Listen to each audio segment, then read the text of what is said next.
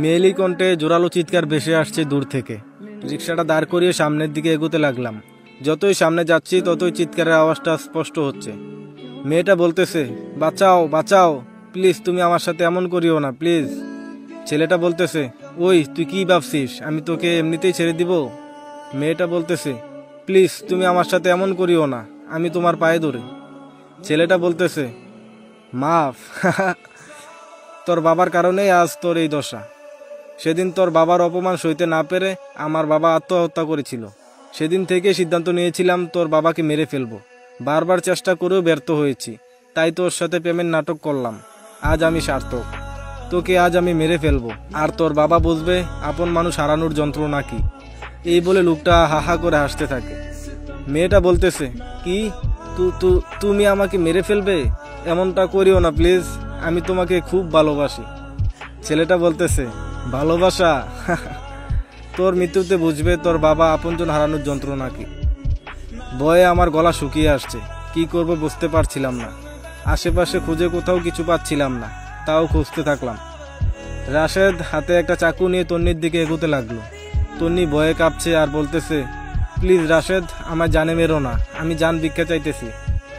রাশেদ বলে, চুপ কর, তোকে এমন মৃত্যু দিব যে তোর মৃত্যু দেখে মানুষ ভয় পাবে। এই বলে রাশেদ হাসতে থাকে। আমি অনেক খুঁজে একটা বাঁশ পেলাম, তা দিয়ে পেছন থেকে রাশেদের মাথায় সজোরে একটা আঘাত করলাম, কিন্তু দেরি হয়ে গেছে। তার আগেই তন্নির গলার নিচে চাকু দিয়ে একটা আঘাত করে ফেলেছে ও। বাঁশ দিয়ে পরপর কয়েকটা আঘাত করতেই রাশেদ সেখানে পড়ে গেল। তন্নির গলা থেকে প্রচন্ড গতিতে রক্ত বের হতে লাগলো। তাড়াতাড়ি ওকে জড়িয়ে ধরলাম। উফ, কি করব এখন, মাথায় কিছুই আসছে না আমার। কোমর থেকে গামছাটা খুলে ওর গলায় পেঁচিয়ে দিলাম। কোলে করে নিয়ে রাস্তার দিকে দৌড়াতে লাগলাম। যত দ্রুত সম্ভব হসপিটালে নিতে হবে। এই মানুষটাকে এই অবস্থায় দেখতে হবে তা কল্পনাও করতে পারিনি। খুব কষ্ট হচ্ছে, কেন জানি ভেতর থেকে কান্না আসতেছে। রিক্সায় তুলে কোনো মতে ওকে নিয়ে বিপজ্জনক এলাকাটা পার হলাম। সেখান থেকে একটা গাড়ি করে দ্রুত ওকে হসপিটালে নিয়ে গেলাম। হসপিটালের জরুরি বিভাগে ভর্তি আছে তন্নি। ডাক্তার বলছে 24 ঘন্টা যাওয়ার আগে কোনো কিছুই বলতে পারবে না, তার অবস্থা খুবই ক্রিটিক্যাল। তন্নির বাবা মা অনেক আগে এসেছে, হসপিটাল থেকে ফোন করে তাদের জানানো হয়েছিল। তন্নির বাবা মা অনেকটাই ভেঙে পড়েছে, তাদের সান্ত্বনা দেওয়ার কোনো বাসাই খুঁজে পেলাম না। নিজেকে অপরাধী মনে হচ্ছে, কেন আরও আগে কিছু করতে পারলাম না। নীরব এসেছে কিছুক্ষণ হলো, আমি ওরে খবর দিয়েছিলাম। পুলিশ এসে আমায় জিজ্ঞেস করলো কিভাবে কি ঘটেছে। আমি সব খুলে বললাম। তারা দ্রুত ঘটনাস্থলে গিয়ে রাশেদকে অজ্ঞান অবস্থায় গ্রেফতার করলো। এখনও তন্নির হুঁশ আসেনি, 18 ঘন্টা হয়ে গেছে, বাঁচার সম্ভাবনা খুবই কম। তন্নির বাবা মা অনেক ভেঙে পড়েছে। রাশেদের ছবি দেখে তন্নির বাবার চিন্তা আর বাকি রইল না। এটা তারই এক সময়ের বন্ধুর ছেলের ছবি। তিনি বললেন, এই ছেলে আমার মেয়েকে মারতে চায় কেন? পুলিশ অফিসার বলে, তা তো আপনি ভালো জানেন, তাছাড়া আপনার মেয়েকে নয়, আপনাকে শেষ করাই তার মূল উদ্দেশ্য ছিল। গাড়ি অ্যাক্সিডেন্ট, আপনার বাড়িতে হামলার পেছনের মাস্টার মাইন্ডও এই ছেলেই ছিল, মানে আপনার বন্ধুর ছেলে। কিন্তু কেন সে আপনাকে শেষ করতে চায় খুলে বলুন স্যার। তন্নির বাবা বলে, আজ থেকে প্রায় 3 বছর আগে আমি জানতে পারি আমার প্রিয় বন্ধু জাফর আমার ব্যবসা থেকে গোপনে অনেক টাকা সরিয়ে ফেলেছে। সেদিন তাকে গাড় ধাক্কা দিয়ে অফিস থেকে বের করে দিয়েছিলাম। তারপর আর সে আমার অফিসে আসেনি। পুলিশ অফিসার বলল, কিভাবে আসবে, সে তখনই সুইসাইড করে ফেলেছিল, আর তারই বদলা নিতে চাইছে তার ছেলে রাশেদ। এতক্ষণে সবকিছু খোলসা হলো। নার্স এসে বলে গেল তন্নির নাকি হুঁশ এসেছে। হাফ ছেড়ে বাঁচলাম। মনে মনে অনেক ভালো লাগতেছে। ডাক্তার এখন কাউকে দেখা করতে নিষেধ করেছে। আমি তন্নির বাবাকে বললাম, আঙ্কেল আমি একটু বাসা থেকে আসি। উনি বললেন, আচ্ছা যাও বাবা। বাসায় চলে আসতে আসতে ভাবতে লাগলাম কি থেকে কি হয়ে গেল। কোনো মতে গোসল করে নীরবকে নিয়ে আবারও হসপিটালের দিকে রওনা দিলাম। সবাই তন্নির সাথে দেখা করেছে। আমি বললাম, আঙ্কেল আমি কি একটু দেখা করে আসবো ওর সাথে? আঙ্কেল বললেন, অবশ্যই, কেন নয়, যাও দেখা করে আসো। তারপর তন্নির কেবিনের দিকে এগোতে লাগলাম। বুকটা দুক দুক করতেছে। তন্নি কেবিনে শুয়ে আছে, গলায় সাদা ব্যান্ডেজ পেঁচানো, খুব সুন্দর করে ঘুমিয়ে আছে। কেউ একজন বলেছিল ঘুমের সৌন্দর্য নাকি আসল সৌন্দর্য। নজর ফেরাতে পারছি না। মেয়েটার দিকে যতই তাকাচ্ছি অজানা এক মায়া আমাকে তাড়া করছে। কেন জানি মনে হচ্ছে ওর সাথে আমার জনম জনমের পরিচয়। ঘুম ভাঙালাম না ওর, চলে আসলাম। আঙ্কেলের নাম্বারটা নিয়ে আসলাম। তারপর কয়েকদিন অনেক ব্যস্ত ছিলাম, তবুও হসপিটালে গিয়েছি তন্নিকে দেখার জন্য। কিন্তু তন্নি সজাগ থাকলে দূর থেকে এক নজর দেখে চলে আসছি। ওর সামনে কোনোদিনও যাইনি। অবশেষে তন্নিকে হসপিটাল থেকে বাড়িতে নেওয়া হয়েছে। এখন আগের চেয়ে অনেকটাই সুস্থ। কলেজের জন্য রওনা দিচ্ছি, হঠাৎই ফোনটা বেজে উঠল। তন্নির বাবার নাম্বার। বললাম, আসসালামু আলাইকুম আঙ্কেল। উনি বললেন, ওয়ালাইকুম আসসালাম। হাসান, কোথায় তুমি? আমি বললাম, আঙ্কেল কলেজে যাওয়ার জন্য রওনা দিচ্ছি। কেন? উনি বললেন, একটু আমাদের বাসায় আসতে পারবে? আমি বললাম, আচ্ছা আসতেছি। তারপর তন্নিদের বাসায় গেলাম। ওদের বাসাটা অনেক বড়। দরজা খুলে যেতেই তন্নি আমার কপালে একটা ফুলের টব ছুঁড়ে মারল।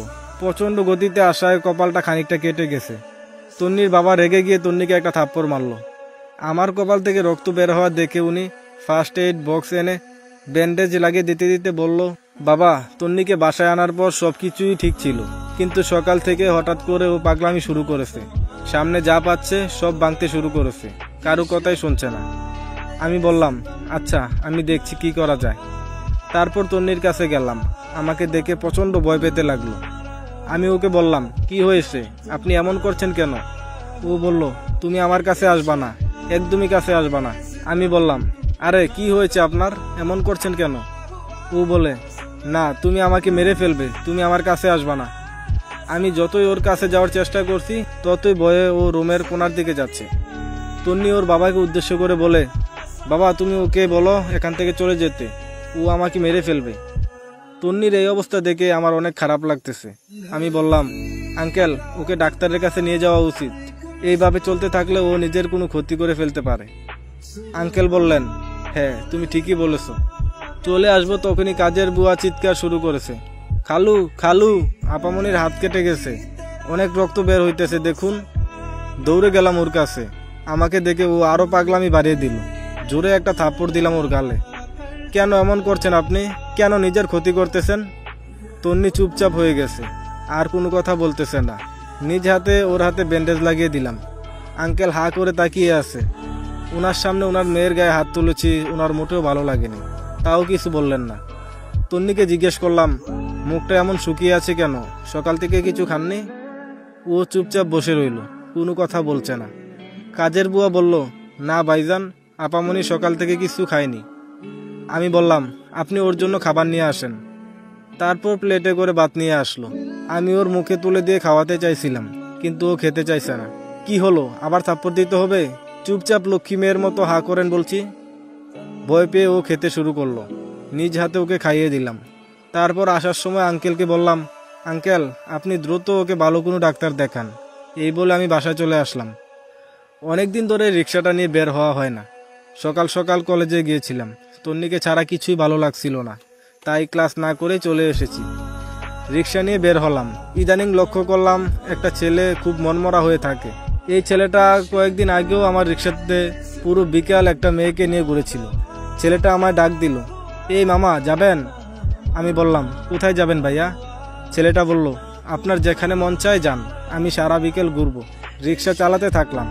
একটা সময় খেয়াল করলাম ছেলেটা কাঁদছে।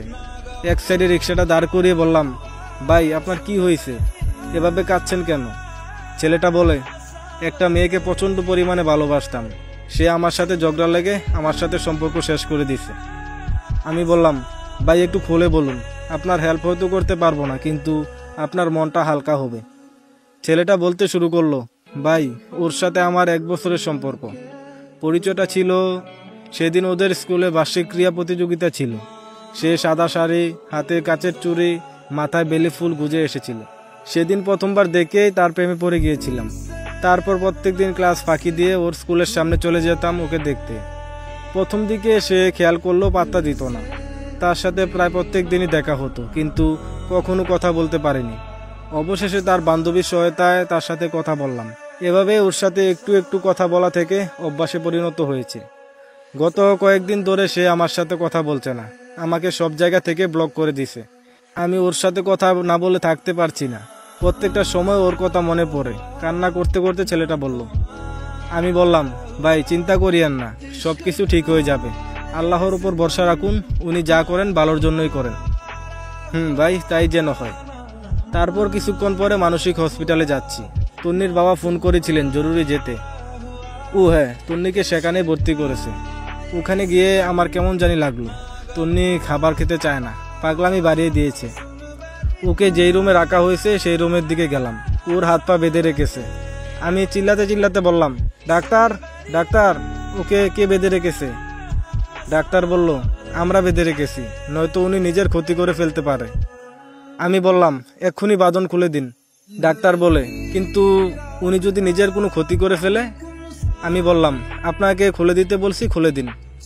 তারপর হাত পায়ের বাঁধন খুলে দিতে ও আমাকে এসে জড়িয়ে ধরল, বলল, তুমি কই চলে গিয়েছিলে? ওরা আমাকে মেরে ফেলতে চায়। আমি বললাম, কেউ মারতে পারবে না আপনাকে, আমি এসে পড়েছি তো। তারপর ওকে নিজ হাতে খাইয়ে দিলাম। চুপচাপ এখানে বসে থাকেন, আমি এক্ষুনি আসছি। যদি কোনো পাগলামি করেন আবার মাইর দিব, হাত দেখিয়ে বললাম। ও বাচ্চাদের মতো মাথা নাড়িয়ে বলল, আচ্ছা। আঙ্কেল ডাক্তারকে জিজ্ঞেস করলেন, ডাক্তার সাহেব, ওর কি হয়েছে? ও এমন করছে কেন? ডাক্তার বলে, আসলে ও খুব ভয় পেয়েছে, ওর মানসিক অবস্থা খুব একটা ভালো না, আপনারা ওকে এখানে রেখে যান। আমি বললাম, না আঙ্কেল, বাসায় নিয়ে যান, ও এখানে থাকলে ওর অবস্থার অবনতি ঘটবে। তারপর তন্নিকে বাসায় নিয়ে আসলাম, রাতে খাবার খাইয়ে দিছি, বাচ্চাদের মতো চুপচাপ খেয়ে নিছি। আমি ওকে বললাম, চুপচাপ থাকবেন, যদি কোনো পাগলামি করেন তাহলে আমি এসে আপনাকে আবার মাইর দিব। আঙ্কেলকে বললাম, আচ্ছা আঙ্কেল, আমি এখন আসি, কাল আবার আসব। ও যদি কোনো পাগলামি করে তাহলে আমাকে ফোন দিয়েন। আঙ্কেল বলল, আচ্ছা বাবা, একটা কথা জিজ্ঞেস করি? আমি বললাম, আঙ্কেল এভাবে বলছেন কেন, বলুন কি বলবেন। আঙ্কেল বললেন, তন্নির সাথে কি আগেও তোমার কোনো সম্পর্ক ছিল? আমি বললাম, না আঙ্কেল, তেমন কিছু না। আঙ্কেল বললেন, বাবা, তুমি যেভাবে আমাদের উপকার করছো তার ঋণ কিভাবে শোধ করব? আমি বললাম, আঙ্কেল, সবগুলি আমার দায়িত্ববোধ, তাছাড়া তন্নি তো আমার ক্লাসমেট, ওর বিপদের দিনে পাশে থাকাটাই তো আমার দায়িত্ব। আঙ্কেল বললেন, হ্যাঁ ঠিকই বলেছ, আচ্ছা তুমি রিক্সা চালানো বাদ দিয়ে আমার কোম্পানিতে জয়েন করো। আমি বললাম, ধন্যবাদ, কিন্তু আমার কাছে এটাই ভালো লাগে, আমি এখন আসি। এই বলে সেখান থেকে চলে আসলাম। কলেজে গেলাম। আগামী 22 তারিখ থেকে প্রথম বর্ষের ফাইনাল এক্সাম শুরু, রুটিনও দিয়ে দিছে। রিক্সা নিয়ে বের হলাম, হঠাৎ একটা মেয়ের দিকে চোখ আটকে যায়। এটা তো সেই মেয়েটা যার কথা গতকাল ছেলেটি বলেছিল। মেয়েটির কাছে রিক্সাটা দাঁড় করালাম, বললাম, এই যে আপু, শুনছেন? মেয়েটা বলল, জি, আমাকে বলছেন? আমি বললাম, জি আপু। মেয়েটা বলে, বলুন কি বলবেন। আমি বললাম, আপু, ওই দিন যে আপনার সাথে ছেলেটা ছিল না? মেয়েটা বলে, আমার সাথে কোন ছেলেটির কথা বলছেন আপনি? আমি বললাম, নামটা তো জিজ্ঞেস করতে ভুলে গেছি, ওই যে গত কয়েকদিন আগে বিকেলবেলা আমার রিক্সা নিয়ে ঘুরছিলেন। মেয়েটা বলে, হ্যাঁ, কেন, কি হয়েছে? আবার কি অন্য কোনো মেয়ে নিয়ে ঘুরছে নাকি? আমি বললাম, না আপু, ওই ভাইয়াটা আপনাকে অনেক ভালোবাসে, আপনি নাকি তার সাথে কথা বলা বন্ধ করে দিয়েছেন। মেয়েটি বলল, হ্যাঁ। আমি বললাম, কিন্তু কেন আপু, যদি সমস্যা না থাকে আমাকে বলতে পারেন। মেয়েটি বলে, আচ্ছা শুনুন, ওর নাম রাকিব, ওর সাথে আমার অনেক দিনের সম্পর্ক, খুব ভালোই চলছিল দিনগুলো। গত কয়েকদিন ধরে সে আমার সাথে ঠিকমতো কথা বলছে না, আমাকে ইগনোর করতেছে। খোঁজ নিয়ে জানলাম সে অন্য একটা মেয়েকে নিয়ে ঘুরে বেড়ায়, অন্য মেয়ের সাথে কথা বলে। আমি বললাম, আপু, আপনি কি তাকে অন্য মেয়ে নিয়ে ঘুরতে দেখেছেন? আর অন্য কোনো মেয়ের সাথে কথা বলে তা কি আপনি নিজের চোখে দেখেছেন? ও বলল, না, আমার এক বান্ধবী বলেছে সে রিক্সায় করে মেয়েটাকে নিয়ে ঘুরছে, একসাথে রেস্টুরেন্টে গেছে, আমার সাথে কথা বলা কমিয়ে দিয়েছে, তাই সহজেই বিশ্বাস করে নিছি। সে যদি অন্য কারোর সাথে সুখে থাকে থাকুক, তাই তাকে আর বিরক্ত করিনি।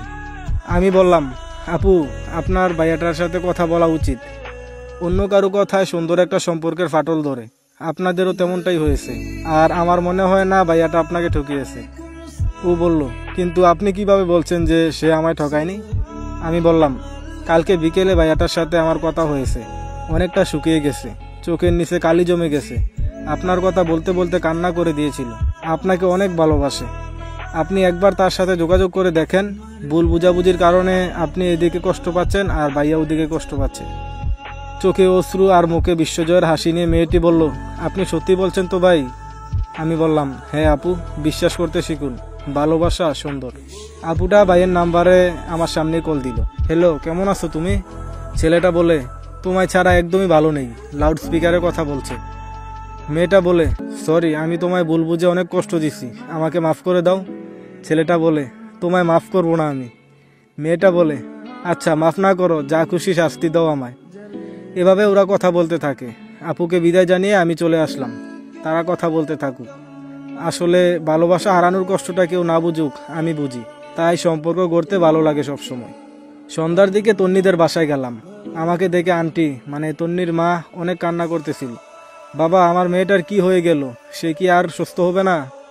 আমি বললাম, আন্টি আল্লাহর ওপর ভরসা রাখুন, একদিন তিনি সব ঠিক করে দিবেন। তন্নি যতই পাগলামি করুক আমাকে দেখলেই একদম চুপ হয়ে যায়, জানি না কেন।